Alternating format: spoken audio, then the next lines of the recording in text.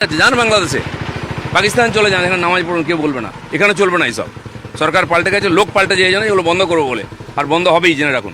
দাদা, সংখ্যালঘু নেতৃত্বের একটা বড় অংশ অভিযোগ করছে যে রাস্তা আটকানো হবে এই দোহাই দিয়ে রেড রোডে এবার ঈদের নামাজ পড়তে দেওয়া হলো না, অথচ মাননীয় প্রধানমন্ত্রী নরেন্দ্র মোদী ৪৫ মিনিট আগামী রবিবার রেড রোডেই যোগা করবেন, তার জন্য ৮টা রাস্তা বন্ধ। ওরা বলছে এটা দ্বিচারিতার রাজনীতি চলছে। প্রাইম মিনিস্টার এলে তো সব রাস্তাই বন্ধ হয়, খালি রেড রোড কেন? উনি যেখানে যাবেন সেখানে বন্ধ হবে। তো যেখানে যান চলাচল কম ওখানেই করেছে, ছুটির দিন ওখানে কম লোক যাবে, সেজন্য ওখানেই করেছে, না হলে তো আরও বেশি সমস্যা হতো লোকের। না, প্রশ্নটা ছিল যে নামাজ পড়তে ১৫ মিনিট লাগে, সেটা দেওয়া হলো না। ১৫ মিনিটের জন্য কত ঘন্টা আটকানো হতো? আর ওনারা কে? হরিদাস পাল? তাদের জন্য রাস্তা আটকানো হবে? প্রাইম মিনিস্টারের জন্য আটকাবে, চিফ মিনিস্টারের জন্য আটকাবে? এটা ঠিকই আছে। বছরে তো একবার উনি আসছেন, কত বছর পরে আসছেন? আর ১০৭ বছর ধরেই তো অন্যায় করা হয়েছে।